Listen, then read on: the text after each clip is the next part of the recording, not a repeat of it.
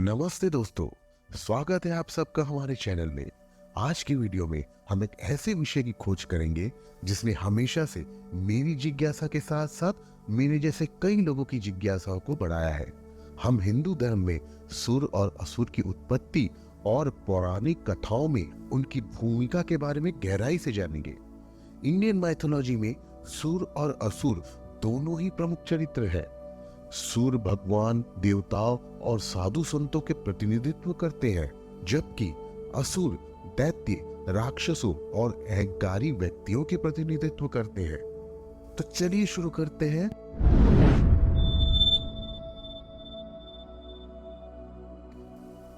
हिंदू पौराणिक कथाओं के अनुसार सुर और असुर एक ही वंश के थे।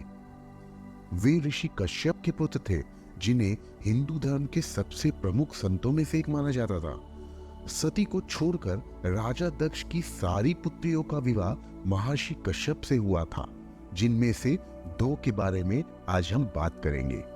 जिनमें से एक है दिति तो दूसरी है अदिति। दिति से पैदा हुए बच्चे असुर कहलाते थे, जबकि अदिति से पैदा हुए बच्चे सुर कहलाते थे। ऐसा माना जाता है कि अदिति के प्रति दिति की जो ईर्ष्या थी, उससे असुर पैदा हुए।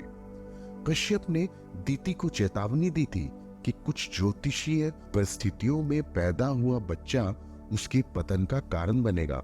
हालांकि दिति ने शक्तिशाली बच्चे पैदा करने की इच्छा रखते हुए कश्यप की बात नहीं मानी और हिरण्याक्ष और हिरण्यकश्यप को जन्म दिया, जो बाद में एक कट्टर असुर बन गए।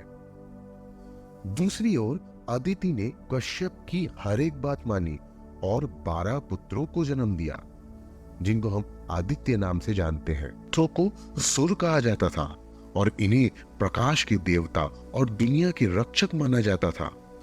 सुर और असुर दोनों के बीच मुख्य अंतर है। सुर को अच्छा, बुद्धिमान, न्यायी और परोपकार माना जाता था, जबकि असुर को दुष्ट, लालची, कामुक, हिंसक माना जाता था। उन दोनों के अलग अलग लक्ष्य थे। असुरों ने हमेशा सुर को उखाड़ फेंकने और अपनी शक्ति स्थापित करने की कोशिश में लगे रहते थे। वहीं सुर यानी देवताओं के मुख्य कार्यक्षेत्र स्वर्ग और प्रकृति का पालन करना था। उनका सहयोग देवलोक और मनुष्यों के हित में हुआ करता था। देवताओं की कहानियों में जैसे इंद्र का वृत्रसुर से युद्ध और कृष्ण के कंस से समर्पण उनके धर्म और आध्यात्मिक सीख के प्रतिनिधित्व करते हैं। असुरों का प्रमुख कार्यक्षेत्र भौतिक और आध्यात्मिक जगत है। उनका प्रयास असुर लोक की शक्ति, नकारात्मक सोच को बढ़ाना था। असुरों की कहानियां जैसे रावण का राम से युद्ध और महिषासुर का देवी दुर्गा से युद्ध उनके अधार्मिक तत्वों और उनकी नष्ट करने की परिकल्पना को दिखलाता है। हिंदू पौराणिक कथाओं में असुरों की हमेशा से एक महत्वपूर्ण भूमिका रही है। राजा बलि के परोपकारी शासन से लेकर भगवान विष्णु के खिलाफ हिरण्यकश्यप की अवज्ञा तक असुरों की कहानियों ने हमें लालच, वासना, क्रोध, ईर्ष्या और कर्मों के परिणामों के बारे में बहुमूल्य शिक्षा प्रदान की है। दूसरी ओर सुर ने हमेशा न्याय, ज्ञान और परोपकार का प्रतिनिधित्व किया है। उन्हें हमेशा मानव जाति के रक्षक के रूप में ही चित्रित किया गया है और उन्होंने बुराइयों के खिलाफ लड़ाई लड़ी है। देवों को अपने धार्मिक तत्वों और साहस के बल पर पराजय से ऊपर उठना होता है। असुरों की विजय छल, कपट, हिंसा और माया जाल से प्राप्त होती है, लेकिन इनकी विजय हमेशा अनित्य होती है। सो जैसे कि हमने देखा कि सुर और असुर हिंदू पौराणिक कथाओं में एक मुख्य चरित्र है और उनका महत्व बहुत ही अधिक है। सुर और असुर का युद्ध धर्म और अधर्म के प्रतीक है। सुर और असुर के मेल जोल, संघर्ष और समझौता हमारे जीवन के सही गलत, सुख दुख और न्याय अव्यवस्था का प्रतिनिधित्व करता है।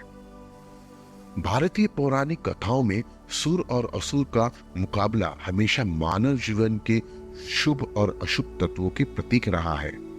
ये दोनों चरित्रों का संघर्ष हमारी आत्मा के माध्यम से प्रस्तुत होता है। हमारे जीवन चक्र में हमें कोशिश करना है कि सुर के गुणों को अपनाया जाए और असुरों के गुणों से बचा जाए। तो दोस्तों, आज की इस वीडियो में हमने हिंदू धर्म के एक बहुत प्रसिद्ध और प्रचलित विषय सुर और असुर के बारे में जानकारी दी है और उनके बीच के मुख्य अंतर को भी बतलाया है। अगर आपको ये वीडियो पसंद आया हो तो इसे लाइक करना ना भूलें और हमारे इस चैनल को सब्सक्राइब करें। इसके साथ साथ बेल आइकॉन को भी जरूर से दबाएं, जिससे आने वाले वीडियोस के बारे में आपको जरूर से जरूर जानकारी मिले और आपको हम इसी प्रकार से हिंदू धर्म से रिलेटेड जानकारियां दे सके। दोस्तों धन्यवाद, फिर मिलते हैं अगले वीडियो में। जय हिंद, जय भारत।